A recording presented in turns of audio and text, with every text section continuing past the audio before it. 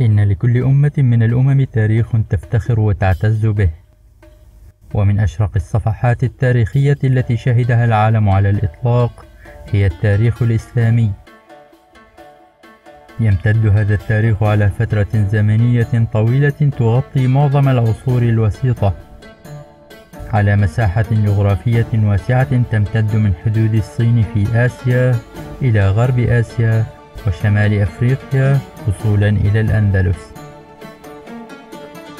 ويبدأ من الرسالة التي حملها رسول الله صلى الله عليه وسلم وأخرج الناس بها من الظلمات إلى النور، ومن عبادة العباد إلى عبادة الله وحده.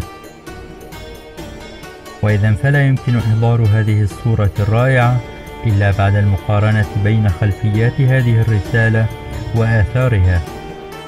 ونظرا إلى ذلك سوف نتعرف على أقوام العرب وأحوالها قبل الإسلام، وعن الظروف التي بعث فيها محمد صلى الله عليه وسلم.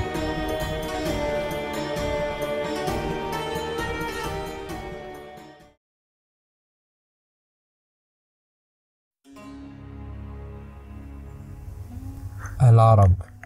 إن العرب لغة هي الصحارى والقفار والأرض المجدبة التي لا ماء فيها ولا نبات. وقد أطلق هذا اللفظ منذ أقدم العصور على جزيرة العرب، كما أطلق على القوم الذين قطنوا تلك الأرض واتخذوها موطنا لهم. وجزيرة العرب تتمتع بموقع حصين، فيحدها من الغرب البحر الأحمر أو بحر القلزم وشبه جزيرة سيناء. أما بالنسبة إلى الشرق فيحدها الخليج العربي وأجزاء من بلاد العراق الجنوبية. أما جنوبا فيحدها بحر العرب الذي هو امتداد لبحر الهند، وشمالا بلاد الشام وجزء من بلاد العراق الجنوبية. فأما باعتبار وضعها الداخلي فهي محاطة بالصحارى والرمال من كل جانب، ولهذا لم تكن الجزيرة هدفا للغزو رغم مجاورتها لإمبراطوريتين عظيمتين، هما الإمبراطورية الساسانية الفارسية والإمبراطورية الرومانية الشرقية. ولذلك نرى سكان الجزيرة أحرارا في جميع الشؤون منذ أقدم العصور، وبسبب موقعها أصبحت جزيرة العرب مركزا لتبادل التجارة والثقافة والديانة والفنون.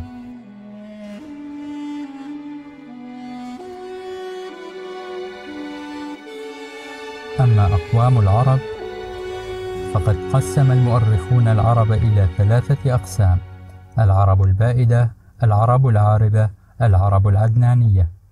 أما العرب البائدة فهم العرب الذين لم يمكن الحصول على تفاصيل كافية عن حياتهم، مثل قوم عاد وثمود وطسم وجديس وعملاق وغيرهم.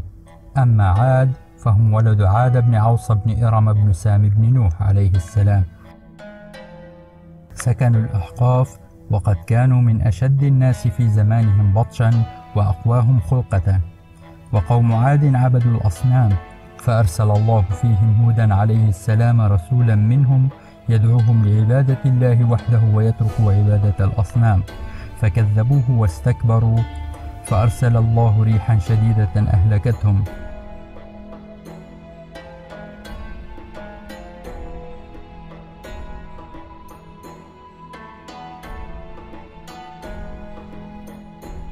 أما ثمود فسميت بذلك نسبة إلى أحد أجدادها وهو ثمود بن جاثر بن إرم بن سام، وقيل بل ثمود بن عاد. قطنوا الحجر وكانوا ينحتون الجبال لتكون بيوتا لهم.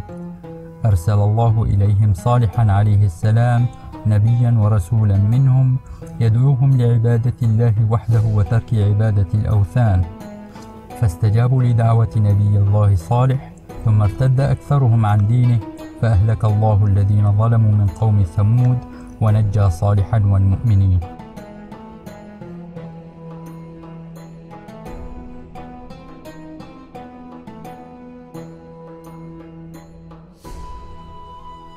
طسم وجديس اختلف في نسبهما، وقيل هما من لاوذ بن إرم بن سام بن نوح، وهما قبيلتان سكنتا اليمامة وما حولها.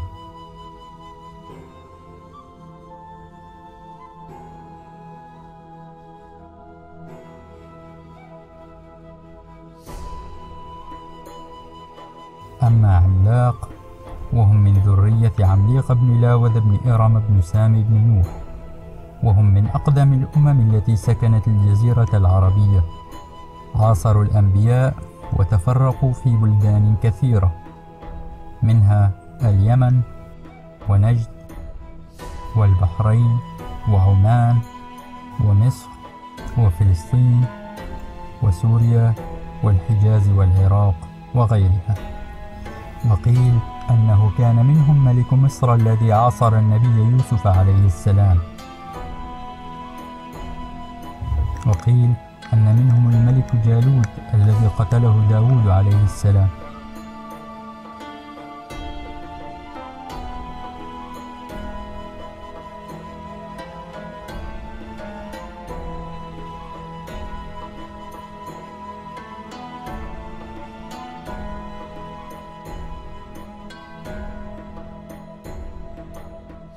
العرب العاربة، وهي العرب المنحدرة من صلب سبأ ابن يشجب ابن يعرب ابن قحطان، واشتهرت منهما قبيلتان حمير وكهلان. أما حمير فأشهر بطونها زيد الجمهور وقضاعة والسكاسك، أما كهلان فأشهر بطونها همدان وأنمار وطيء ومذحج وكندة ولخم وجذام والأزد، الذين منهم الأوس والخزرج وأولاد جفنة ملوك الشام. سكنت كل تلك القبائل اليمن، ولما تطاول الزمن على سد مأرب الذي بناه السبئيون منذ أقدم العصور وأهمل شأنه، انهار وفاضت المياه على القرى المحيطة فأتلف الأرض والمزارع، ولم يكن بالإمكان إعادة السد كما كان، فتعرضت البلاد للسيول ولم تصلح للزراعة كما كانت.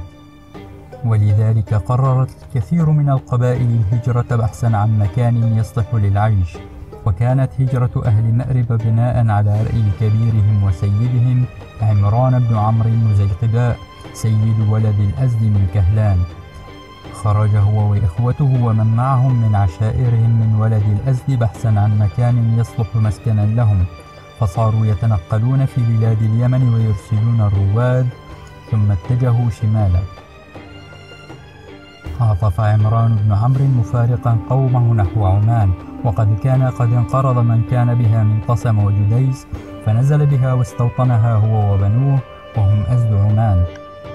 وسارت قبائل نصر بن الأزد وهم قبائل كثيرة نحو تهامة وهم أزد شنوءة، وتابع الباقي مسيرهم نحو الشمال.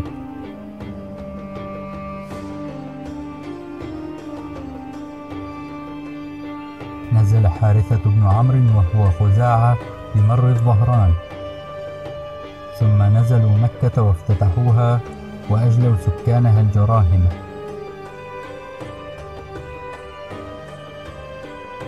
وسار جفنة بن عمرو إلى الشام وأقام بها هو وبنوه، وهو أبو الملوك الغساسنة نسبة لغسان، وهو ماء كانوا قد نزلوا عليه قبل تنقلهم إلى الشام.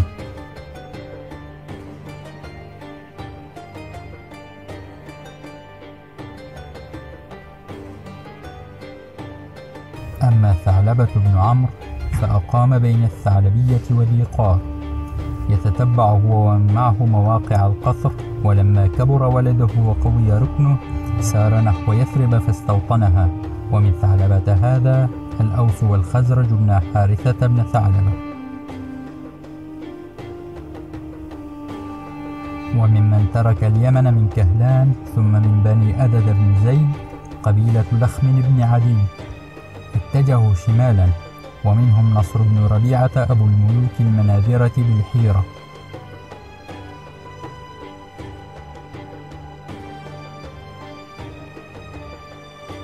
وممن هاجر من اليمن أيضا طيء، ساروا بعد مسير الأزد نحو الشمال حتى نزلوا بالجبلين أجا وسلمى، وأقاموا هناك حتى عرف الجبلان بجبلي طي.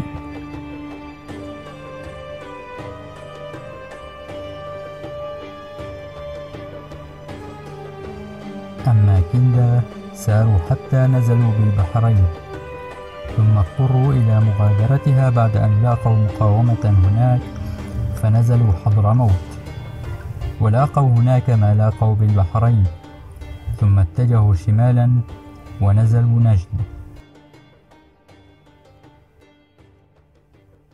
وكونوا هناك حكومة كبيرة الشأن، لكن سرعان ما فنيت وذهبت آثارها. وممن هاجر أيضا قبيلة كلب بن وبرة من قضاعة، سارت شمالا حتى نزلت بادية السماوات شمالي نجد تتصل بأطراف العراق، وهكذا تفرقت القبائل اليمانية واحتلت أخصب الأراضي العربية في الشمال والغرب. وبقي في اليمن الكثير من القبائل، أكثرهم قبائل حمير وكندة ومذحج وغيرهم، وكان لحمير السيادة على البلاد، ومنهم الملوك والأقياد.